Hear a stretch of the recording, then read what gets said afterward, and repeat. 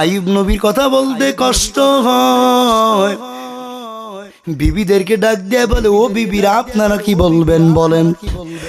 বিবিদের মধ্যে থেকে কয়েকজন বিবি ডাক দিয়ে বলে, ও স্বামী আমার পয়গম্বর, স্বামী রূপে আমরা আপনাকে গ্রহণ করেছি, এখন আমরা আপনার থেকে তালাক চাই, থাকবো না। আপনার শরীরের দুর্গন্ধের কারণে সবাই আপনার থেকে দূরে চলে গেছে, আমরাও যাব, থাকবো না। আইয়ুব নবী আসমানের দিকে তাকায় কান্না করে, আল্লাহ, সবাই আমার থেকে দূরে চলে গেল, আমার বিবিরাও চলে যাচ্ছে রে মালিক, সবাই আমাকে ভুলিয়া গেল, আল্লাহ তুমি কিন্তু আমার থেকে দূরে সরে যেও না। এরে নবীর উম্মতের দল, আইয়ুব নবী কান্না করে করে বলেন, রে বিবিরা যাও যাও যাও, আমার সম্পদ চলে গেল, আমার সন্তানগুলো, আমার এলাকার সবাই চলে গেল, তোমরা বিবিরাও তালাক চাচ্ছ, যাও বিবিরা যাও যাও। একজন মানুষের শেষ বয়সে কঠিন মুহূর্তে বিবিদের থেকে আর আপন কেউ হতে পারে না রে বাবা। একেবারে সর্বশেষ ভরসার জায়গা হলো বিবিরা। এই বিবিরাও আইয়ুব নবীর থেকে তালাক চাচ্ছেন। আইয়ুব নবী বিবিদেরকে যাওয়ার অনুমতি দিয়ে কান্না করতেছেন। অনেকক্ষণ পর পায়ের দিকে তাকাইয়া দেখে পয়গম্বর কেমন ধৈর্য ধারণকারী আল্লাহর নবীকে আল্লাহ কঠিন পরীক্ষা করলেন। কোরআনে হাকিমের 114 সূরার দ্বিতীয় নম্বর সূরা সূরাতুল বাকারা। সবাই বলেন সূরাতুল বাকারা। এর 2 নম্বর পারার 2 নম্বর পৃষ্ঠার 13 নম্বর লাইনের সূরা বাকারার 155 নম্বর আয়াত তেলাওয়াত করেছি। বিশ্ব নবী, শেষ নবী, হায়াতুন নবী, জিন্দা নবী সাল্লাল্লাহু আলাইহি ওয়া আলিহি ওয়াসাল্লাম এর অসংখ্য অশেষ অমীয় বাণী হাদিস থেকে এক টুকরা হাদিস তেলাওয়াত করেছি। আল্লাহ পাক রব্বুল আলামিন তেলাওয়াতকৃত আয়াত ও হাদিসের উপরে যদি তৌফিক দান করেন কিঞ্চিত পরিমাণ আলোচনা করব ইনশাআল্লাহ। আল্লাহ আমাদের সবাইকে শেষ পর্যন্ত বসে থাকার তৌফিক দান করুক, আমিন বলেন। শয়তানের ধোঁকা থেকে, শয়তানের ওয়াসওয়াসা থেকে আল্লাহ আমাদেরকে একেবারে জীবনের শেষ পর্যন্ত হেফাজত করুক, আমিন বলেন। কোরআনে হাকিমের সূরা বাকারার 155 নম্বর আয়াত তেলাওয়াত করেছি। আল্লাহ পাক রব্বুল আলামিন বলেন, ইয়া আইয়ুহাল্লাযীনা আমানু, এর আগের 2টা আয়াতে আল্লাহ পাক রব্বুল আলামিন বলেন, ইয়া আইয়ুহাল্লাযীনা আমানু ইসতাঈনু বিস-সাবরি ওয়াস-সালাহ ইন্নাল্লাহা মা'আস-সাবিরিন ওয়া লা তাকুলু লিমান ইউকতালু ফী সাবিলিল্লাহি আমওয়াত বাল আহইয়াউ ওয়ালাকিন লা তাশউরুন। এরপরে আল্লাহ পাক রব্বুল আলামিন আগের 2টা আয়াতের অনুকরণে পরবর্তী আয়াতে আল্লাহ পাক রব্বুল আলামিন মুমিনদেরকে ডেকে বলেন, ওয়ালা নাবলুওয়ান্নাকুম। আগের আয়াতে আল্লাহ মুমিনদেরকে উদ্দেশ্য করে বলছেন বিদায় তাদেরকে ইঙ্গিত করে আল্লাহ বললেন, ওয়ালা নাবলুওয়ান্নাকুম বিশাইইম মিনাল খাউফ। আল্লাহ বলেন, আমি আল্লাহ তোমাদেরকে, মুমিন যারা, আমি আল্লাহ তোমাদেরকে পরীক্ষা করব। কি করব জোরে বলেন? কেন পরীক্ষা করবেন? আল্লাহ তাআলা আমাদেরকে কেন বানাইছেন? আল্লাহ আমাদেরকে বানাইছেন খাওয়ার জন্য, ঘুমানোর জন্য, বিবাহ শাদী করব, বাচ্চা কাচ্চা হবে, কামাই রোজগার করব, দিন শেষে একটা সময় দুনিয়া থেকে চলে যাব। এজন্য আল্লাহ বানাইছেন, ঠিক না? জোরে বলেন। আল্লাহ আমাদেরকে কেন বানাইছেন? তবে আমরা সমাজে প্রায় এমন কিছু মানুষ আছি, আমরা জবানে যদিও স্বীকার করি আল্লাহ আমাদেরকে এজন্য বানান নাই, তবে আমাদের কাজে কর্মে চলাফেরা উঠা বসায় কেন জানি আমরা বুঝাইতেই চাই বা কেন জানি বিশ্বাস করি যে আল্লাহ বুঝি আমাদেরকে এজন্যই বানিয়েছেন। আমরা এটাই বুঝাইতে চাই আল্লাহকে। আল্লাহ দেরি কোনো কথা না, বাজে কোনো কথা না। কোরআনে হাকিম থেকে সংক্ষিপ্ত কথা হবে ভাই, উঠা বসা না করি, মেহরবানি করে কোরআনের মহব্বতে, কোরআনের সম্মানে বসবেন তো ইনশাআল্লাহ। তে দুনিয়াতে আমরা যেভাবে চলাফেরা করি, কিছু মানুষ সমাজে আমরা আছি, মনে হয় যেন আল্লাহ আমাদেরকে অনর্থক বানাইছেন। এটা আমার কথা না, আল্লাহ নিজেই বলছে যে তোমাদের চলাফেরা দেখে মনে হয় যে আমি আল্লাহ তোমাদেরকে তামাশার বস্তু করে বানাইছি। আল্লাহ বলেন 18 নম্বর পারার 8 নম্বর পৃষ্ঠার 11 নম্বর লাইনের সূরা মুমিনুনের 115 নম্বর আয়াতে আল্লাহ বলেন, আফাহাসিবতুম আন্নামা খলাকনাকুম হাবাসা أفحسبتم أنما خلقناكم عبثا وأنكم إلينا لا ترجعون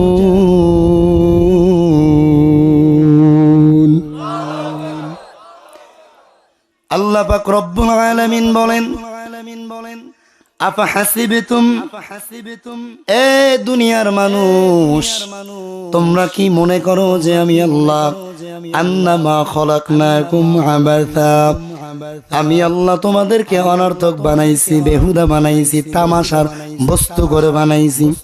তোমরা কি এমন ভাবে চলাফেরা করো? তোমরা কি এটা বুঝাইতে চাও বা এটা কি বিশ্বাস করো? তোমরা কি এরকম মনে করো যে আমি আল্লাহ তোমাদেরকে বেহুদা বানাইছি? ওয়া আন্নাকুম ইলাইনা লা তুরজাউন, এবং তোমরা এমন ভাবে চলাফেরা করো, বুঝাইতে চাও, এমন আমল করো, এমন ভাবে কাজ করতেছো দুনিয়ার মধ্যে, মনে হয় যেন আমি আল্লাহ তোমাদের কাছে মৃত্যু নামক বস্তুটা পাঠাইব না, তোমরা আমি আল্লাহর কাছে প্রত্যাবর্তন করবা না, ফিরবা না, মরবা না, তোমরা আমি আল্লাহর কাছে আসবা না। তোমরা কেমন মনে করো? তোমাদের চলাফেরাতে এরকমই মনে হয় না? আমি আল্লাহ তোমাদেরকে এজন্য বানাই নাই। আল্লাহ কেন বানাইছেন? আল্লাহ যে বললেন, তোমরা কি মনে করো যে আমি আল্লাহ তোমাদেরকে বেহুদা বানাইছি এবং তোমাদেরকে আমি আল্লাহর কাছে তোমরা প্রত্যাবর্তন করবা না, ফিরবা না, এজন্য আমি আল্লাহ বানাই নাই।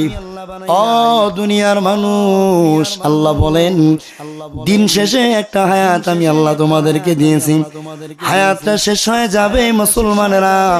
হায়াত শেষ হয়ে গেলে আল্লাহ বলেন, লা ইস্তাখিরুনা সাআতাও ওয়ালা ইস্তাকদিমুন, একটা সেকেন্ড, একটা পলক এদিক হবে না সেদিক হবে না, সময় মতো মালাকুল মউত আজরাইল এসে পেছন দিয়া ধাক্কা দিয়া ফালাইয়া দিবে, ঠিক কিনা?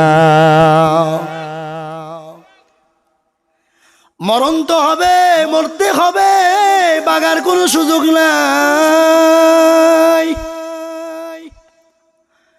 তাহলে আল্লাহ যে বললেন তোমাদেরকে তো আমি বেহুদা বানাই নাই, তোমরা মুজি মনে করতেছো আমি তোমাদেরকে বেহুদা বানাইছি। আল্লাহ আমাদেরকে বেহুদা বানান নাই, মরতে হবে। মরণ কেন আল্লাহ বানাইলেন? মরতে যে হবে, আল্লাহ মরণ নামক জিনিসটা কেন বানাইলেন? আল্লাহ পাক রব্বুল আলামিন বলেন 29 নম্বর পারার 1 নম্বর পৃষ্ঠার 4 নম্বর লাইনে সূরা মুলকের 2 নম্বর আয়াতে আল্লাহ বলেন, আল্লাযী খালাকাল মাউতা ওয়াল হায়াতা লিয়াবলুয়াকুম আইয়ুকুম আহসানু আমালা ওয়া হুয়াল আজিজুল গফুর। আল্লাহ পাক রব্বুল আলামিন বলেন, আমি তো ওই সত্তা, আল্লাহ তো ওই সত্তা যিনি মরণ নামক হায়াত এবং মৌতকে সৃষ্টি করেছেন, বানিয়েছেন। কেন জানেন? আল্লাহ বলেন, আমি আল্লাহ হায়াত এবং মৌতকে বানিয়েছি, আমলের বিনিময়ে আমি আল্লাহ তোমাদের আমলকে যাচাই বাছাই করব, দেখব দিন শেষে তোমাদের মধ্যে আমলের দিক থেকে কে বেশি উত্তম। আল্লাহ আমাদেরকে আমলের জন্য বানাইছেন। এ শাহজানি এলাকার মুসলমানেরা, আল্লাহ আমাদেরকে কেন বানাইলেন? আল্লাহ পাক রব্বুল আলামিন 27 নম্বর পারার 2 নম্বর পৃষ্ঠার 4 নম্বর লাইনের সূরা যারিয়াতের 56 নম্বর আয়াতে আল্লাহ পাক রব্বুল আলামিন বলেন, ওমা খালাকাতুল জিন্না ওয়াল ইনসা ইল্লা লিয়াবুদুন।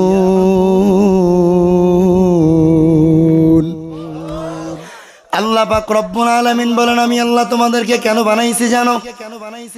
আল্লাহ পাক রব্বুল আলামিন সূরা জারিয়াতের 56 নম্বর আয়াতে আল্লাহ বলেন আমি আল্লাহ দুনিয়াতে মানুষ এবং জিনকে বানিয়েছি। 18,000 মাখলুকাত কম বেশি আপনারা শুনেছেন। এদের মধ্যে আল্লাহ 2টা মাখলুককে আল্লাহ বানাইছেন লিয়াবুদুন। আল্লাহ বলেন আমি আল্লাহ জিন এবং মানুষকে বানিয়েছি আমি আল্লাহর গোলামির জন্য। কার গোলামির জন্য জোরে বলেন?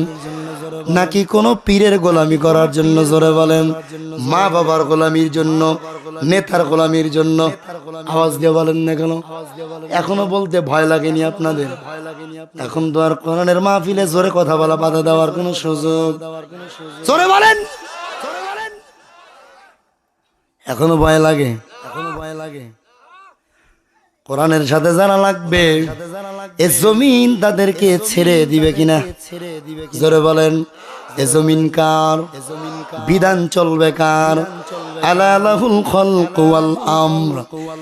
আল্লাহ খাওয়াচ্ছেন, পড়াচ্ছেন, বিধানও চলবে আল্লাহর। কে কি বললো, কোন নেতা কি বললো, নেতা ফাতার পাতি নেতা পাতি সাতার কথা শোনার টাইম আমাদের নাই। আল্লাহ বলেন আমি আল্লাহ মানুষ এবং জিনকে বানাইছি আমি আল্লাহর গোলামির জন্য। লিয়াবুদুন। শিক্ষিত সমাজ যারা আছেন, মোটামুটি বাংলা শিক্ষিত যারা আছেন তারা বুঝবেন, ওলামায়ে কেরাম যারা আছেন অবশ্যই বুঝবেন। লিয়াবুদুনের ব্যাখ্যায় তাফসীরে মুফাসসিরে কেরাম লিখেছেন লিয়াবুদুনা আই লিয়ারিফুন। আল্লাহ বলেন আমি আল্লাহ মানুষ এবং জিনকে বানিয়েছি। এক অর্থ হলো মুফাসসিরে কেরাম বলেন আমি আল্লাহ মানুষ এবং জিনকে বানিয়েছি আমি আল্লাহকে চেনার জন্য, জানার জন্য। কেন বলেন? কেন বলেন? কি করার জন্য? চেনার জন্য, জানার জন্য। কি জন্য জোরে বলেন? একটু মুখস্থ করে নেন, একটু মুখস্থ করে নেন। বক্তা সাহেব বয়ান করেন 12টা পর্যন্ত মগায় বয়ান শুনলো। 12টার পরে ঘরের দরওয়াজায় গিয়ে দরওয়াজার মধ্যে আওয়াজ দিছে দরওয়াজা খোলো, কোনো আওয়াজ নেই। ম্যাডাম তো ঘুমায়। এরপরে আবার দরওয়াজার মধ্যে আওয়াজ দিছে দরওয়াজা খোল, এরপরে কোনো আওয়াজ নাই। এরপরে দরওয়াজার মধ্যে লাত্তি দিয়ে দরওয়াজা খোল। তো ম্যাডাম চোখ ডলতে ডলতে দরওয়াজা খুলে কুত্তার মধ্যে তো চিল্লাও গা। দরওয়াজা খুলতে তো দেরি হলো কেন? দরওয়াজা খুলতে তো দেরি হয়েছে, তুমি এমন কি কাজ করে আসছো দরওয়াজা খুলতে দেরি হয়েছে, কুত্তার মতো চিল্লাইতে হবে? জানো না ওয়াজ শুনে আসছি। তাই নাকি? হ্যাঁ। হুজুরে কেমন ওয়াজ করছে? কঠিন ওয়াজ করছে। হুজুরের কণ্ঠ কেমন? মানিকগঞ্জের শিল্পী মুমতাজ পাগলি ফেল। তাই নাকি? হ্যাঁ। হুজুরে কি ওয়াজ করছে একটু বলো দেখি। কচুও মনে নাই, কচুও মনে নাই। তলাপ হলো কি? একটু খেয়াল করে শুনেন, একটু শুনেন। বয়ান তো শুনবেন আমলের নিয়তে, ঠিক না? যদি মনে না রাখেন তাহলে আমল করবেন কিভাবে? খেয়াল করে শুনবেন তো ইনশাআল্লাহ শুধু আমলের কথা হবে ইনশাআল্লাহ। তো আল্লাহ পাক বলেন আমি আল্লাহ মানুষ এবং জিনকে বানিয়েছি আমি আল্লাহকে চেনার জন্য, জানার জন্য। কেন জোরে বলেন? কেন জোরে বলেন? সবাই বলেন, একটু জিব্বা নাড়ান। কেন বানাইছেন? কেন বানাইছেন? এ ঘুম ধরছিনি আপনাদের? ঘুম ধরছিনি আপনাদের? তাকবীর দেন, নারায়ে তাকবীর, নারায়ে তাকবীর। এদিকে মানুষ কম আওয়াজ বেশি, এদিকে মানুষ বেশি আওয়াজ কম, বুঝলাম না। নারায়ে তাকবীর। ও পাওয়ার আছে, ঠিক না হুজুর? ঠিক না হুজুর? আল্লাহ কবুল করুক, আমিন বলেন। লিয়াবুদুনের ব্যাখ্যায় লিয়ারিফুন মুফাসসিরে কিরাম লিখলেন। কেন লিখলেন? আল্লাহ কেন বললেন আমি আল্লাহ মানুষ এবং জিনকে বানিয়েছি আমি আল্লাহকে চেনার জন্য, জানার জন্য। এ বাবা, আমি আজকে আপনাদের এখানকার প্রধান গেস্ট। আমাকে মাহফিলের বয়ানের আগে একটা লোক যদি বাহির থেকে ওই রকম ভাবে চিনতো না জানতো না চিনতো, তাহলে প্রধান আলোচক হিসেবে যতটুকু সম্মান করা দরকার ছিল সে কিন্তু করবে না। আর যখন জানবে লোকটা আমাদের এখানকার প্রধান মেহমান, তাহলে সম্মানটা কিন্তু এরকমই করবে। আল্লাহ বলেন মানুষ আমি আল্লাহকে আগে চিনো, আমি আল্লাহকে জানো, আমি আল্লাহকে চিনবি বান্দা জানবি, তো আমি আল্লাহর চেনা জানা পরিচয় নিয়েই তুমি আমি আল্লাহর তকত অনুযায়ী আমি আল্লাহর বরত্ব অনুযায়ী তোমরা আমি আল্লাহর গোলামি করবা। আল্লাহ তাহলে আমাদেরকে কেন বানাইছেন বলেন দেখি, জোরে বলেন। চেনার জন্য, জানার জন্য। কেন চিনবো, কেন জানবো? বলে আল্লাহর গোলামির জন্য। কেন? জোরে বলেন। আচ্ছা, আপনার এলাকায় চৌকিদার আসেনি? গ্রাম পুলিশ? জোরে বলেন। আবার আপনাদের নাগরপুর থানায় কনস্টেবল পুলিশ আসেনি? ওসি, একেবারে জেলা পর্যায়ের ডিসি আছে? সবার পাওয়ার কি সমান? আর মানুষ সবাইরে সমান ভয় করে। হ্যাঁ, এরকম ভাবেন আল্লাহ তাআলার বরত্ব আগে জানতে হবে, চিনতে হবে, মানতে হবে, তারপরে না আল্লাহকে আল্লাহর গোলামি ওই রকম ভাবে করা যাবে। ঠিক নেই? জোরে বলেন। এই জন্য আল্লাহকে আগে চিনবেন ইনশাআল্লাহ, আল্লাহর ব্যাপারে জানবেন ইনশাআল্লাহ। আল্লাহ আমাদের কবুল করুক, আমিন পড়ুন। আল্লাহ আমাদেরকে গোলামির জন্য বানাইছেন। আল্লাহর গোলামি কেমন? আল্লাহর গোলামি কেমন? শুধু নামাজ পড়া কিন্তু বাবা আল্লাহর গোলামি না। শুধু রোজা রাখা কিন্তু বাবা আল্লাহ তাআলার আসল গোলামি না। শুধু পর্দা করা কিন্তু বাবা আল্লাহ তাআলার আসল গোলামি না। আল্লাহ তাআলার গোলামি কে নেই কেন? আল্লাহ তাআলার গোলামি কি? আল্লাহ তাআলার গোলামি হলো আল্লাহ যেটা করতে বলেছেন সেটা করবেন, আল্লাহ যেটা নিষেধ করেছে জীবনের বিনিময়ে হলেও সেটাকে ছেড়ে দিতে হবে। এর নাম হলো আল্লাহর গোলামি, এর নাম হলো আল্লাহর গোলামি। আল্লাহ বলেন, আমি আল্লাহ তোমাদেরকে পরীক্ষা করব। তোমাদেরকে যে আমি আল্লাহর গোলামির জন্য বানাইছি, তোমরা যে আমি আল্লাহর গোলামি করবা, কেমন গোলাম হইছো তোমরা, কেমন গোলামি করছো, কেমন দিলের অবস্থা, এজন্য আমি আল্লাহ তোমাদেরকে পরীক্ষা করব। আল্লাহ পাক রব্বুল আলামিন বলেন, ওয়ালা নাবলুওয়ান্নাকুম বিশাইইম মিনাল খাউফি ওয়াল জু'i ওয়া নাকসিম। আল্লাহ বলেন, তোমরা যে আমি আল্লাহর গোলামি করবা, এজন্য আমি আল্লাহ তোমাদের পরীক্ষা করব। পরীক্ষা করব 5 জিনিসের মাধ্যমে। কয় জিনিসের মাধ্যমে? জিব্বানার আওয়াজ দেন মুসলমানেরা। কয় জিনিসের মাধ্যমে? জোরে বলেন। 5টা জিনিসের মাধ্যমে আল্লাহ পরীক্ষা করবেন। 1 নম্বর পরীক্ষা আল্লাহ করবেন মিনাল খাউফ। আল্লাহ বলেন, আমি আল্লাহ তোমাদেরকে প্রথম পরীক্ষা করব হলো ভয়ের মাধ্যমে। কিসের মাধ্যমে? জোরে বলেন। ভয়ের মাধ্যমে। ভয় আবার কেমন? আল্লাহ কেমনে ভয়ের পরীক্ষা করবেন? মুফাসসিরিনে কেরাম লেখেন 2 ভাবে আল্লাহ তাআলা ভয়ের পরীক্ষা করবেন। 2 ভাবে পরীক্ষা। এ বাবা, সরাসরি তাফসীর থেকে বলছি রে বাবা। মুফাসসিরিনে কেরাম বলেন 2 ভাবে পরীক্ষা আল্লাহ করবেন। একটা হলো ইবাদতের ক্ষেত্রে ভয়, দ্বিতীয় নম্বর ভয়ের পরীক্ষা হলো গুনাহের ক্ষেত্রে ভয়। 1 নম্বর কিসের ক্ষেত্রে ভয়? জোরে বলেন, সবাই বলেন। ইবাদতের ক্ষেত্রে ভয়। 2 নাম্বার হলো গুনাহ থেকে বেঁচে থাকার ক্ষেত্রে ভয়। ইবাদতের ক্ষেত্রে ভয়টা কেমন? আপনি নামাজে দাঁড়াইলেন, নামাজ আরো দান সৎকা করলেন, বাইতুল্লাহ জিয়ারত করলেন, রাতের বেলায় তাহাজ্জুদে দাঁড়াইলেন, এই আমলগুলো যে আল্লাহ কবুল করবেন এমনি করবে না। আমল কবুল হওয়ার প্রথম শর্ত হলো ইখলাস লাগবে। কি লাগবে? জোরে বলেন। ইখলাস লাগবে। আর এই ইখলাস আসবে হলো আল্লাহ তাআলার ভয়ের মাধ্যমে। ও বান্দা, আপনার ভেতরে যদি আল্লাহর ভয় নিয়ে গোলামি করতে পারেন রে বাবা, আপনার ভেতরে ইখলাস আসবে। আর ইখলাস নিয়ে যদি আমল করতে পারেন, তাহলে ইখলাসওয়ালা আমল কবুল করে নিবেন কে? আল্লাহ কবুল করে নিবেন।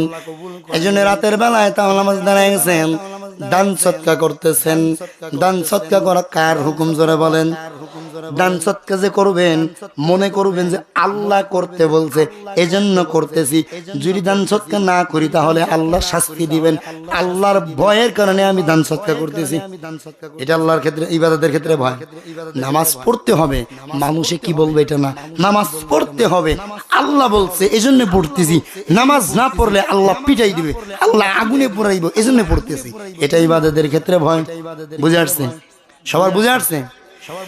এরপরে 2 নম্বর হলো গুনাহের ক্ষেত্রে ভয়। ও বাবা, এর এলাকার যুবক ভাই, এখানে যুবক আসেনি?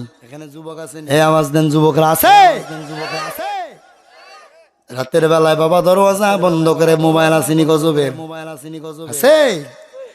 এই যুবক, আল্লাহর ভয় যদি অন্তরে থাকে রে বাবা, দরওয়াজা বন্ধ করে উলঙ্গ নারী নাচ গান দেখিস না, রাত জাগিয়া জাগিয়া চেহারাটা নষ্ট করিস না রে বাবা। ওই সময় আমার মাওলার দরবারে তাহাজ্জুদের মুসল্লায় কাজ দেখবি, চেহারার মধ্যে লাবণ্যতা আসবে, ভবিষ্যৎ সুন্দর হবে, আখিরাতটাও সুন্দর করে দিবেন কে? একটা মুসলমানের অন্তরে যদি আল্লাহর ভয় থাকে তাহলে গুনাহ করতে পারবেনি। জোরে বলেন। একজন যদি আপনাকে গুনাহ করতে বাধ্য করেন তাহলে আল্লাহর ভয় যদি অন্তরে থাকে তাহলে গুনাহ করা যাবে নি। জোরে বলেন। সংক্ষিপ্ত আকারে বুঝাইলাম, এটা হলো গুনাহের ক্ষেত্রে ভয়। আপনাদের খারাপ লাগতেছে? মনোযোগ দিয়ে দিমু, চলবে? থাকবেন না ভাগবেন? কারা কারা থাকবেন না? ও আল্লাহ, সবাই থাকবেন। নারায়ে তাকবীর, আর জোরে বলেন নারায়ে তাকবীর। এখনকার ওই সিস্টেম আছে যে 12টা 1টা রাত্রি 10টার মধ্যে মাহফিল বন্ধ করতে হবে, এরকম আছে? হ্যাঁ, অনেক সময় এখন আওয়াজ পাওয়া যায়, অনেকে বলে যে গতকালকের আগে, এই গত বুধবার আমার মাহফিল ছিল মানিকগঞ্জের ঘিওরে। এক দল, আমি নাম বলবো না, এক দলের ভাইয়েরা মাহফিল একেবারে আসরের নামাজের আগে, ওই সময় তো মাহফিল পুরোটাই কমপ্লিট, তারা এসে বক্স গুলো ভেঙে ফেলছে, পর্দা গুলো টেনে ছিঁড়ে ফেলছে, আর বলছে আমি নাম ধরেই বলি, আমি নাম ধরেই বলি, কোরআনের মাহফিল যারা বন্ধ করবে এগুলো বাস্তবিক অর্থে কোনো সন্তান হতে পারে না। ঠিক কিনা ধরে বলেন? এগুলোর মা রাতের আধারে অন্যজনের বিছানায় ঘুমাইছিল। কথা বলেন না কেন? এটা আমার কথা না, কোরআনের কথা, কোরআনের কথা। সূরা কলমের মধ্যে আল্লাহ পাক রব্বুল আলামিন বলেন, উতুল্লিম বাদা যালিকা জানিম, যারা কোরআনের পক্ষে বিপক্ষে কথা বলবে এরা হলো যারা সন্তান। ঠিক কিনা ধরে বলেন? এই কুলাঙ্গার গুলা ওই দিন মাহফিল ভাঙছে আর বলছে যে মাহফিল চালাইতে গেলে পোস্টারের মধ্যে 30 থেকে 35 জন বিএনপির নেতার নাম থাকতে হবে। চিন্তা করেন, এই কুলাঙ্গার কত বড় কুলাঙ্গার হলে এই কথা বলতে পারে, কত বড় কুলের পাঠা হলে এই কথা বলতে পারে। মাহফিল আয়োজন আসরের আগে সব কমপ্লিট। আমরা রাস্তায় বের হয়েছি, বক্তারা যাব, রাস্তায় থেকে ফোন দিছে, হুজুর মাহফিলে সবকিছু এসে ভেঙে চুরে দিছে। আল্লাহ ওদেরকে হেদায়েত দান করুন, হেদায়েত না থাকলে আল্লাহ ওদেরকে চোখের সামনে ধ্বংস করে দিক। আমিন বলেন। আল্লাহ বুঝার তৌফিক দান করুক, আমিন বলেন। রিকশাওয়ালা মেশিন লাগাইছে, মেশিন কি লাগাইছে? মোটর মেইন রোড দিয়ে চালাচ্ছে, ট্রাক ওয়ালা পেছন দিক থেকে হরেন দেয়, সাইড দে। রিকশাওয়ালাও হরেন দেয়, কয় হরেন তো আমার ডয় আছে, কি আছে? হরেন তো আমার ডয় আছে। বিশ্ব রোড আমার আব্বাই বানাইছে, অতএব আমি সাইড দিব না। এরপরে পেছন দিক থেকে আবার ট্রাক ওয়ালায় হরেন দেয়, সাইড দে। রিকশাওয়ালায় সাইড দেয় না, ট্রাক ওয়ালায় কত ধৈর্য ধরবে? একেবারে পেছন দিক থেকে ধাক্কা দিয়ে রাস্তার ডালে ফেলায় দিয়েছে। মগায় পাশার মধ্যে হাত দিয়ে কান্না করে। একজনে কয় কিরে, কয় পাশার চামড়া নাই, কয় মিল্লাত ভাম লাগাও, কয় ভামে কামায় না, কয় তাড়াতাড়ি দৌড় দে, হসপিটালে যাও। হসপিটালে গেল, ব্যান্ডেজ করে মলম লাগাইলো, চিকিৎসা দিল, ঔষধ খাওয়াইলো। এই মগা, এখন ভালো লাগেনি? কয় হ্যাঁ লাগে। তারপরও কান্না করো কেন? কাদস কেন? বল ভালো যেহেতু লাগে তো কান্না বন্ধ কর। কান্না বন্ধ কেমনে করি? কয় যেইটার আগে ধাক্কা দিয়ে রাস্তার ডালে ফালাইলো, ওই ট্রাকের পেছনে লেখা দেখছি আবার দেখা হবে। কি হবে? আবার দেখা হবে। একবার দেখাতেই ধাক্কা দিয়ে রাস্তার ডালে ফেলাইছে, আবার নি ধাক্কা দিয়ে একেবারে গোরস্থানে পাঠায়। এজন্য কোরআনের মাহফিলের সাথে ওয়ালেমদের সাথে ইতিপূর্বে যারা বেয়াদবি করেছে, বাংলার ইতিহাস সাক্ষী 17 বছর আলেমদেরকে জ্বালাইছে, কত নিরহ আলেমদেরকে জেলখানায় ঢুকাইয়া হাত কানা পরাইছে, গরুর রশি লাগাইছে রে বাবা। আজকে তাদেরকেও আল্লাহ আসমানি ফায়সালায় লাঞ্ছিত অপমানিত চোরের মতো পলাইতে, এখান থেকে বাংলাদেশ থেকে তারাইতে বাধ্য করেছে, ঠিক কিনা? এখন যারা কোরআনের মাহফিলে বাধা দেওয়ার এখনো জানা পায়, তারা কোনো চিন্তা করিও, বাসের পেছনে ট্রাকের পেছনে কিন্তু লেখা আছে আবার দেখা হবে। তোমরা এই রাস্তায় হাঁটবা, ভারতে যাইতে বেশি দেরি লাগবে না।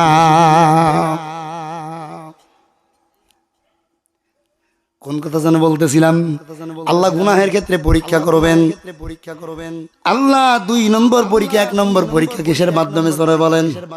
ভয়ের মাধ্যমে। 2 নম্বর পরীক্ষা আল্লাহ করবেন ক্ষুধার মাধ্যমে। কিসের মাধ্যমে চলে বলেন? পেটের ক্ষুধার মাধ্যমে আল্লাহ পরীক্ষা করবেন। এ মুসলমান, একবেলা আপনি খাবার খাইছেন, সকালে খাইছেন, দুপুরের চাউল আপনার ঘরে নাই, রাতের চাউল আপনার ঘরে নাই। আপনি যদি মুমিন হন তাহলে এটা আল্লাহর পক্ষ থেকে আপনার পরীক্ষা, এটা বিশ্বাস করতে হবে। মুমিন হইলে কার পক্ষ থেকে পরীক্ষা? জোরে বলেন। এরকম পরীক্ষা শুধু আল্লাহ আমাকে আপনাকে করবেন, বিষয়টা এমন না রে বাবা। এর পরীক্ষা কিন্তু সাহাবায়ে কেরামদেরকে করেছেন। সাহাবায়ে কেরামদের মধ্যে কত সাহাবীরা ঈমানের পরীক্ষা দিয়েছেন রে বাবা। এ নবীর উম্মতের দল, সাহাবায়ে কেরামদের মধ্যে একজন প্রসিদ্ধ সাহাবী ছিল, নবীজির একজন প্রসিদ্ধ সাহাবী ছিল হযরতে তালহা রাদিয়াল্লাহু তাআলা আনহু। এর নাম শুনছেন নি আপনারা? এটা মাঝ দিয়ে বলেন, ঘটনাটি শুনবেন নি? শুনবেন। নবীজির সাহাবী হযরতে তালহা সময় পাইলেই নবীজির চেহারার দিকে তাকায় থাকতেন, বরকতি চেহারায়। হঠাৎ নবীজি তাকায় দেখলেন, কেন জানি তালহার নবীর চেহারার দিকে তাকায় না। মসজিদে নববীতে তালহা কেন জানি আর সালাম ফিরার দেরি করে না, চলে যায়। নবীজি দেখলেন, কিরে আমার তালহা তো এমন ছিল না, আমার তালহা সময় পাইলেই তো আমার চেহারার দিকে তাকায় থাকতো, আমি নবীর কাছে বসে থাকতাম। কিরে আমার তালহা সালাম ফিরাইয়া আমার সাথে কোনো কথাও বলে না, দ্রুত মসজিদ থেকে বের হয়ে যায়। নবীজি হযরতে আবু বকর, হযরত উমর, হযরত উসমান, আলী সাহাবায়ে কেরামদেরকে ডেকে ডেকে বললেন, হে আবু বকর, হে উমর, উসমান, আলী, কিরে বাবা আমার তালহা তেমন ছিল না। আমি দেখতাম আমার তালহা একটু সময় পাইলেই অবসর সময়টা আমি নবীর দরবারে এসে বসে থাকতাম, আমার চেহারার দিকে তাকায় থাকতো। কিরে উমর, আবু বকর, আমার তালহা দেখি এখন কেন জানি আমার সাথে কোনো কথা বলে না, সালাম ফিরাইয়া দৌড় দেয়, কেন জানি কথা বলে না। আমার তালহা কি আমার উপরে বেজার হয়ে গেল নাকি, রাগ করলো নাকি? নবীজির সাহাবী হযরত আবু বকর, উমর, উসমান, আলীকে নিয়ে নবী বলেন, উসমান চলো দেখি তোমরা, আমি তালহার বাড়িতে চলে যাব। নবীজি সাহাবায়ে কেরামদেরকে নিয়ে তালহার বাড়িতে চলে গেলেন।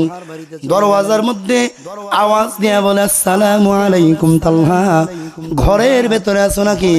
আমি নবী তোমার দরওয়াজায় দাঁড়ায় আছি। কোনো জবাব নাই। আবার নবীজি সালাম দিলেন, আসসালামু আলাইকুম তালহা, ঘরের মধ্যে আছো নাকি? কোনো জবাব নেই। আমি নবী তোমার দরওয়াজায় দাঁড়ায় আছি, আসো নাকি? জবাব নেই। নবীজি আবার তৃতীয়বার সালাম দিলেন, আসসালামু আলাইকুম তালহা, ঘরের মধ্যে আছো নাকি? কোনো জবাব নেই। নবীজি 3 বার সালাম দিলেন, এরপরে চলে আসলেন। ইসলামের বিধান হলো, আপনি যদি কারো ঘরের মধ্যে প্রবেশ করতে চান রে বাবা, তাহলে আপনি বাড়িতে ঢোকার আগে 3 বার সালাম দিতে হবে। কয়বার?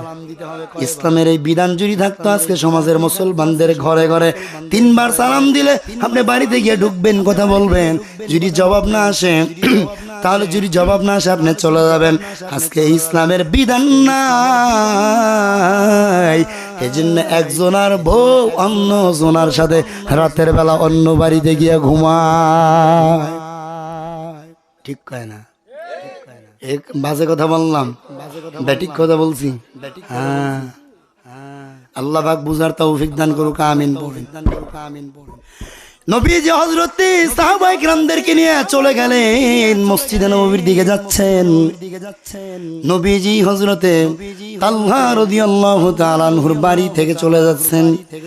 হঠাৎ করে পয়গম্বরের সাহাবী হযরতে তালহা দরওয়াজা খুলিয়া দৌড়াচ্ছেন নবীর সালামের জবাব দেওয়ার জন্য। আল্লাহু আকবার, জোরে বলেন। নবীজির সাহাবী হযরতে তালহা আগাচ্ছেন, সামনে দিকে যাচ্ছেন। যাইতে যাইতে নবীর বরাবর গিয়া বলে, ওয়া আলাইকাস সালাম ইয়া রাসূলুল্লাহ। ও গো আল্লাহর নবী, আপনি আমার বাড়িতে আসছেন, আমি আপনার সালামের জবাব দিতে পারি নাই। নবীজি ডাক দিয়া কয়, রে তালহা, 3 বার সালাম দিলাম, আমি নবী তোমার দরওয়াজায় দাঁড়াইছি, সালামের জবাব দিল না কেন? বলো বলো বলো বলো। নবীজির সাহাবী তালহা কান্না শুরু করলেন। নবীজি বলেন, ও পয়গম্বর, নবীজি বলেন, তালহা কান্না করতে বলি নাই, সালামের জবাব কেন দাও নাই বলো? আমি দেখলাম গত কয়েকদিন যাবত তুমি মসজিদের নববী থেকে সালাম ফিরানোর পর দৌড়ে ইয়া ঘরের মধ্যে স্বামী নবীর চেহারার দিকে তাকায় থাকো। কিরে তালহা, তুমি তো এমন ছিলে না, কেন আমি নবীর সাথে আর কথা বলো না দেখি বলো? নবীজির সাহাবী হযরতে তালহা কান্না করে করে বলেন, রে নবী, আপনি আমার গোপন বিষয়গুলো জানতে চাইবেন না? কিরে তালহা, বলার মতো যদি হয় আমি দুজাহানের বাদশার কাছে তুমি বলতে পারো। তালহা বলে, পয়গম্বর, আমি গত কয়েকদিন যাবত আপনার সাথে কথা বলতে পারি না। আমি সালাম ফিরাইয়া দৌড় দিই, কারো জানেন রে নবী, এই যে আমার গায়ে যে কাপড়খানা দেখতেছেন, আমি নামাজ পড়ে সে দ্রুত আমি আমার ঘরের মধ্যে একটা গর্ত বানাইছি, আমি গর্তের মধ্যে ঢুকিয়া এই কাপড়খানা খুলিয়া আমার বিবিরে দেই, আমার স্ত্রীরে দেই। এই কাপড় পরিয়া আমার স্ত্রী গায়ে দিয়া নামাজ আদায় করে আমি গর্তের ভেতরে যাই। ও পয়গম্বর, এখন যে আমি কাপড় পরি আপনার এখানে আসছি, আমার বিবি এখন গর্তের মধ্যে আছেন। নবী গো, আপনি যে সালাম দিয়েছিলেন আমি আপনার সালামের জবাব দিব, ওই রকম অবস্থা আমার ছিল না। ও পয়গম্বর, এই যে আমার গায়ে যে কাপড়খানা দেখতেছেন রে নবী, এই কাপড় ব্যতীত ভিন্ন একটা কাপড় আমি তালহার ঘরের মধ্যে না। এই ছিল সাহাবায়ে কেরামদের অবস্থা। এত কষ্ট তারা করেছেন, বলেন দেখি, তারপরেও তারা নামাজ বাদ দিয়েছে কিনা? জোরে বলেন। নবীজি হযরতে তালহাকে বুকে জড়াইয়া কান্না করে করে বলেন, রে আমার উসমান কই? এ উসমান, বলো দেখি রে, আমার তালহার কাপড়ের ব্যবস্থা তুমি করবা নাকি? ওসমান বলে, পয়গম্বর, আপনি নবী যদি নাও বলতেন, আমি ওসমান জান্নাতে যাওয়ার আশায় তালহার কাপড়ের ব্যবস্থা নিজের থেকেই করে দিতাম। পয়গম্বরের সাহাবী লম্বা কথা সংক্ষেপ করে দিচ্ছি রে বাবা, আপনাদের কষ্ট হইতেছে, আর আধা ঘন্টা থাকবেন ইনশাআল্লাহ। বাবা আমাকে ছেড়ে যাবেন না তো আপনারা? নবীজির সাহাবী হযরত ওসমান কাপড় ক্রয় করে তালহার হাতে দিলেন। ও তালহা, এই যে নাও, তোমাকে আমি কাপড়টা হাদিয়ে দিলাম। তালহা বলে, ভাই আপনি, আমি তো আপনার কাছে ঋণী হয়ে গেলাম। ওসমান বলে, রে তালহা, না না না, আমি আপনার কাছে ঋণ রাখলাম না, আপনার পক্ষ থেকে কোনো ঋণ রাখলাম না, আমি তো আপনাকে এটা হাদিয়ে দিতেছি। এ তালহা, জানো নি রে, আমি তোমাকে কাপড়খানা কেন দিয়েছি জানো? আমি পয়গম্বরের মুখে শুনেছি, হাসরের মাঠে আল্লাহ যখন জান্নাতের ফয়সালা করবেন, নবী বলেছেন ধনীদের তুলনায় গরিব বান্দা যারা ইমানদার, আল্লাহ এদেরকে 500 বছর আগে আল্লাহর জান্নাতের মেহমান বানাইবে। হে তালহা, আমি তোমাকে কাপড়খানা কেন দিয়েছি জানো? নবীজি আমাকে উসমান গনি বলে ডাকছে, আল্লাহ আমাকে অনেক সম্পত্তি দিয়েছে রে তালহা, আমি উসমান হাসরের মাঠে যখন আল্লাহ তোমাকে বলবে তাল্লা তুমি 500 বছর আগে জান্নাতে যাও, এ তাল্লা তুমি যখন তোমাকে বলবে এ তাল্লা 500 বছর আগে জান্নাতে যাও, ওরে তাল্লা ওই সময় তুমি যখন আল্লাহর জান্নাতে যাও, ও তাল্লা ওই সময় 500 বছর আগে আমি ওসমানের টান দিয়ে আল্লাহর জান্নাতে নিয়ে যাইও। এরকম ভ্রাতৃত্ব বন্ধন যদি আমাদের মধ্যে থাকতো, সমাজে অভাব থাকতো নাকি জোরে বলেন? এত কষ্ট তারা করেছেন, নামাজ বাদ দিয়েছে নাকি জোরে বলেন? স্বামীর গায়ে আমাদের এলাকায় আমাদের সমাজে শীতের কাপড়ের অভাব, এক একজনে 8টা 10টা করে, এরপরও বান্দা নামাজ পড়ে না। মা বোনেরা এত কষ্ট করে, ওই সময়ের সাহাবায়ে কেরামদের স্ত্রী হযরত তালহার স্ত্রী কেমন কষ্ট করছে, নামাজ বাদ দিয়েছে নাকি জোরে বলেন? আর আমগো মা বোনেরা সকাল 8টার সময় উঠে রাস্তায় দাঁড়ায় দাঁড়ায় বিরাজ করে, লজ্জাও করে না। আল্লাহদেরকে হেদায়েত দান করুক, আমিন পড়েন। আর এরকম সমাজে কিন্তু অনেক মা বোনেরা আছেন, এই শীতের মধ্যে উঠিয়া অর্ধরাত্রিতে উঠিয়া ঠান্ডা পানি দিয়া উযু করে তাহাজ্জুদের মুসল্লায় কান্না করে, ঠিক কিনা? আল্লাহকে এই সকল মা বোনদেরকে আম্মাজান ফাতেমার সাথে, আম্মাজান আয়েশার সাথে কবুল করুক, আমিন বলেন। আপনাদের কষ্ট হয়, এই জন্য অভাবের মাধ্যমে আল্লাহ পরীক্ষা করবেন। ওই যে মনে আসেনি, খোদার মাধ্যমে আল্লাহ পরীক্ষা করবেন। পরীক্ষা কিন্তু শুধু আমাদেরকে করবেন না, ওই সময় থেকে করছেন আল্লাহ। পরীক্ষা দিতে হবে রে বাবা, পাস করানোর মালিককে জোরে বলেন। আস-সা'য়ু মিন্নি ওয়াল ইতমামু মিনাল্লাহ। চেষ্টা করা দায়িত্ব বান্দার, পূরণ করবেন কে? আওয়াজ দিয়া বলেন, আসমান জমিন কম্পিত করে বলেন, আমাদের আওয়াজ আমল পূর্ণ করে দিবেন কে? জোরে বলেন।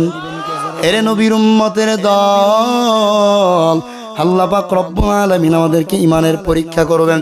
3 নম্বর পরীক্ষা করবেন আল্লাহ, ওয়া নাকসিম মিনাল আমওয়াল ওয়াল আনফুস। 3 নম্বর পরীক্ষা আল্লাহ করবেন শস্য শ্যামল সম্পদের ক্ষতিসাধন, ফলে ধন সম্পদের ক্ষতিসাধনের মাধ্যমে, ওয়াল আনফুস। 4 নম্বর পরীক্ষা আল্লাহ করবেন নফসের ক্ষতিসাধনের মাধ্যমে। কিসের মাধ্যমে? জোরে বলেন। নফসের ক্ষতিসাধনের মাধ্যমে আল্লাহ পরীক্ষা কিভাবে করবেন? আপনি বিয়া করছেন 12 বছর, কয় বছর? জোরে বলেন। 12 বছর যাবত বিয়ে করছেন, কোনো সন্তান নাই। 12 বছর পরে একটা সন্তান দিয়েছেন কে? জোরে বলেন। সন্তান দেওয়ার মালিক কে? সন্তান না দেওয়ারও মালিক কে? আল্লাহ। যাকে ছেলে দেওয়ার মালিক কে? মেয়ে দেওয়ার মালিক কে? আল্লাহ যাকে দেয় ছেলে দেয়, যাকে চায় ছেলে দেয়, যাকে চায় মেয়ে দেয়, যাকে চায় দুটোটাই দেয়। আর কাউকে আল্লাহ চাইলে কোনোটাই দেন না। ক্ষমতা কার? নাকি কোনো পীর বাবার? 12 বছর পরে বিয়ে করছেন, আল্লাহ আপনাকে একটা সন্তান দিয়েছে। 2 বছর হয়ে গেল, সন্তানটার বছর 2 বছর, বয়স কত? 2 বছর। বিয়ে করছেন 12 বছর পরে আল্লাহ সন্তান দিছে। 2 বছর বয়সে সন্তান হঠাৎ দুনিয়া থেকে চলে গেছে। এটা যদি মুমিন হন আপনি, তাহলে পরীক্ষা, বিশ্বাস করতে হবে এটা আল্লাহর পরীক্ষা। কার পরীক্ষা? জোরে বলেন। আল্লাহ আপনাকে পরীক্ষা করতেছেন। নবীর উম্মত, এটা হলো নফসের মাধ্যমে পরীক্ষা। এরপরে 5 নম্বর পরীক্ষা হবে ওয়াস-সামাওয়াত। আল্লাহ বলেন আমি আল্লাহ শস্য শ্যামলের ক্ষতি সাধনের মাধ্যমে পরীক্ষা করব। কয় জিনিসের মাধ্যমে? জোরে বলেন। 5টা জিনিস। কয় জিনিস? মুখস্থ করেন সবাই বলেন। প্রথম পরীক্ষা ভয়ের মাধ্যমে, 2 নম্বর পরীক্ষা খোদার মাধ্যমে। কি এর মাধ্যমে? এরপরে 3 নম্বর পরীক্ষা সম্পদের ক্ষতিসাধনের মাধ্যমে, 4 নম্বর পরীক্ষা নফসের ক্ষতিসাধনের মাধ্যমে। কিসের? 5 নম্বর পরীক্ষা শস্য শ্যামলের ক্ষতিসাধনের মাধ্যমে। কয় পরীক্ষা? কয়টা? জোরে বলেন। এরপরে আল্লাহ পাক রব্বুল আলামিন বলেন ওয়া বাশশিরিস সাবিরিন। আল্লাহ বলেন আমি আল্লাহ ধৈর্য ধারণকারী বান্দাদের জন্য জান্নাতের সুসংবাদ শোনায়া দিলাম। জান্নাতের সুসংবাদের পরে জোরে সুবহানাল্লাহ বলবেন না? এবার আপনাদের কষ্ট হয়, মোনাজাত দিয়ে দিমু, এই যে উঠে চলে যায়। আল্লাহ পাক কবুল করুক, আমিন পড়েন।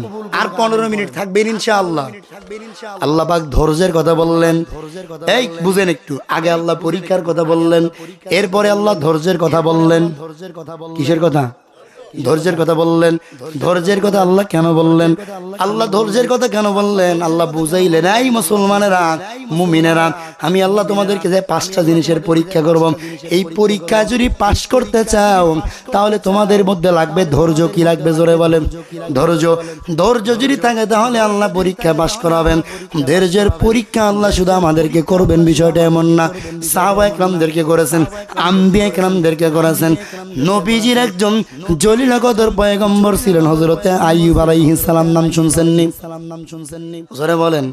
পয়গম্বরের সাহাবী হযরতে আইয়ুব আলাইহিস সালামের নাম শুনছেননি আপনারা? আইয়ুব আলাইহিস সালামকে আল্লাহ কেমন কঠিন পরীক্ষা করেছেন। উনি ধৈর্যের মাধ্যমে আল্লাহর পরীক্ষায় পাশ করেছেন। কিসের মাধ্যমে জোরে বলেন? আইয়ুব নবীর ঘটনাটা বলবো নাকি মনোযোগ দিয়ে নেব? শুনবেন ইনশাআল্লাহ।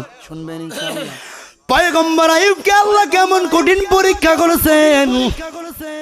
আইয়ুব নবীর সিস্টেম ছিল, তার ফ্যামিলির মধ্যে 24 ঘন্টা আল্লাহর নামের জিকির চলবে। কার নামের জিকির?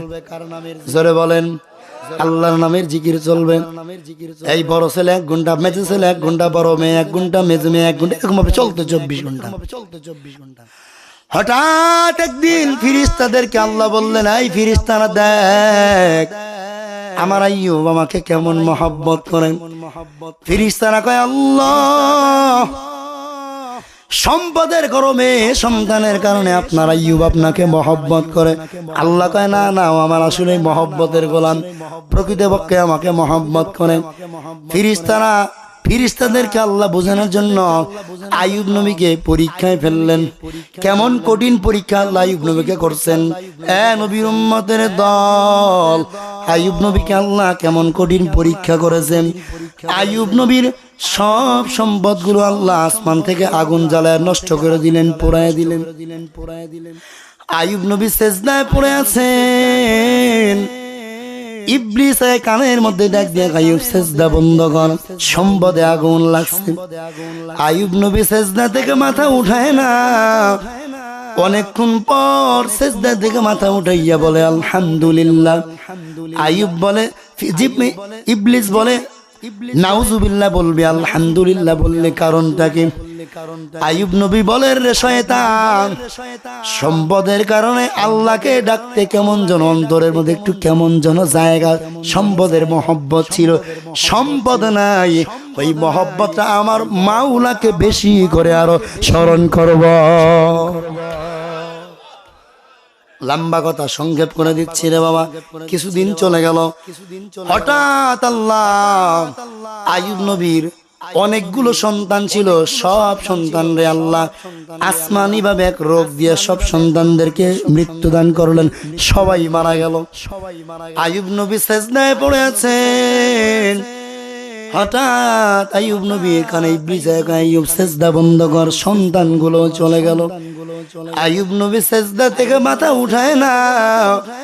অনেকক্ষণ পর আইয়ুব নবী সেজদা থেকে মাথা উঠাইয়া বলে আলহামদুলিল্লাহ। ইবলিস ডাক দিয়া কয়, আলহামদুলিল্লাহ বললি কেন? নাউজুবিল্লাহ বলবি। আইয়ুব নবী ডাক দিয়া কয়, রে ইবলিস, আলহামদুলিল্লাহ বলছি কেন জানো? সন্তানের মহব্বত, সম্পদের মহব্বত অন্তরে কিছুটা ছিল, দুটোটাই চলে গেল। অন্তরটাকে উজাড় করে আমার মাওলা পাকের জিকির করব। জোরে বলেন সুবহানাল্লাহ। এজন্য আল্লাহ বলেন, সম্পদের মহব্বত আসেনি, জোরে বলেন। সন্তানের মহব্বত আসেনি, জোরে বলেন। এজন্য আল্লাহ বলেন, ইয়া আইয়ুহাল্লাযীনা আমানু লা তুলহিকুম আমওয়ালুকুম ওয়ালা আওলাদুকুম আন যিকরিল্লাহ। এই মুমিনেরা, তোমরা সন্তান এবং সম্পদের মহব্বতে আমি আল্লাহকে ভুলে যেও না। সন্তানের কারণেও মানুষ আল্লাহকে ভুলে যায়। সম্পদের গরমেও বান্দা আল্লাহকে গালি দিতেও দ্বিধাবোধ করে না, ঠিক কিনা জোরে বলেন। সম্পদ সন্তানের গরম অবশ্যই আছে, ঠিক নেই? আইয়ুব নবীকে আল্লাহ কঠিন পরীক্ষা করা শুরু করলেন। সম্পদ নিয়ে গেলেন, সন্তান নিয়ে গেলেন, এমন না রে বাবা, এতটুকুই শেষ না। কেমন কঠিন পরীক্ষা আল্লাহ আইয়ুব নবীকে করলেন। আইয়ুব নবীর হঠাৎ করে একদিন তাকায় দেখে আইয়ুব নবীর প্রত্যেকটা শরীরের প্রত্যেকটা পশমের গোড়ায় গোড়ায় পোকা ঘাও হয়ে গেল। হঠাৎ করে একদিন আইয়ুব নবী তাকায় দেখে আইয়ুব নবীর জিহ্বায় পোকা ধরলো, চোখেও পানি ঝরলো। আইয়ুব নবীর কথা বলতে কষ্ট হয়, আল্লাহকে চোখের পানি ছেড়ে ডেকে বলে, আল্লাহ এতদিন জিহ্বা ভালো ছিল, তোমার নামের জিকির করছি, এখন তুমি জিহ্বায় পোকা দিছো, কেমন তোমার স্মরণ করবে এই চিন্তায় আমার কান্না।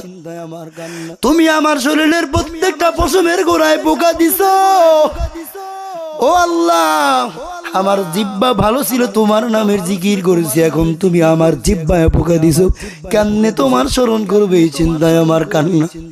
আইয়ুব নবীর কথা বলতে কষ্ট হয়। আইয়ুব নবীর শরীরের দুর্গন্ধের কারণে এলাকার লোকজন আইয়ুব নবীকে সেরেন থেকে দূরে চলে গেল। হঠাৎ করে আইয়ুব নবী পায়ের কিনারায় তাকায় দেখে তার বিবিদের মধ্যে কয়েকজন পায়ের কিনারায় দাঁড়ানো। আইয়ুব নবীর কথা বলতে কষ্ট হয়, বিবিদেরকে ডাক দিয়ে বলে, ও বিবিরা আপনারা কি বলবেন বলেন। বিবিদের মধ্যে থেকে কয়েকজন বিবি ডাক দিয়ে বলে, ও স্বামী আমার পয়গম্বর, স্বামী রূপে আমরা আপনাকে গ্রহণ করেছি, এখন আমরা আপনার থেকে তালাক চাই, থাকবো না।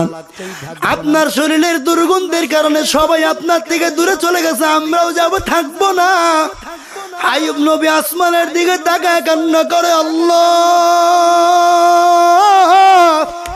সবাই আমার থেকে দূরে চলে গেল, আমার বিবিরাও চলে যাচ্ছে রে মালিক, সবাই আমাকে ভুলিয়া গেল, আল্লাহ তুমি কিন্তু আমার থেকে দূরে সরে যেও না।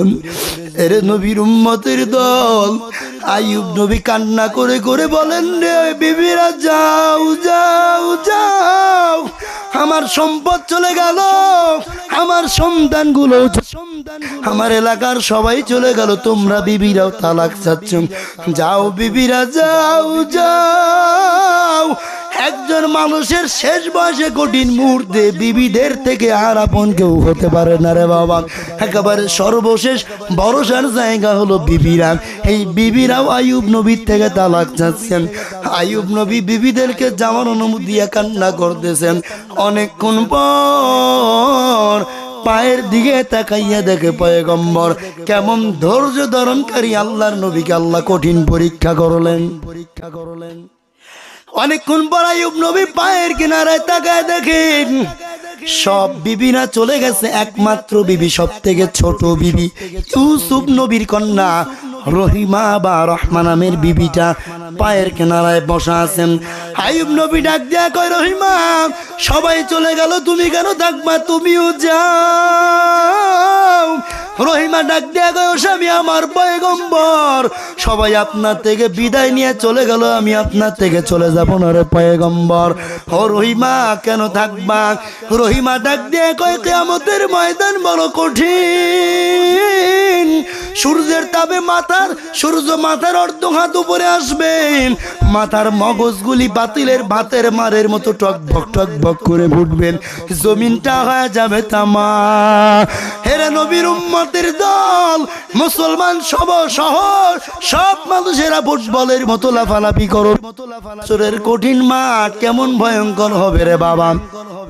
আল্লাহর নবী বলেন, কারো হাসরের মাঠে কারো গামের কারণে মানজা হাঁটু পানি হবে, কারো মানজা পানি, কারো গলা পানি, কারো একেবারে সাঁতার হবে, মাথার মগজগুলি পচতে থাকবে, পড়তে পুষ গলে গলে গামের কারণে মানুষ হাবুডুবু খাইতে থাকবেন।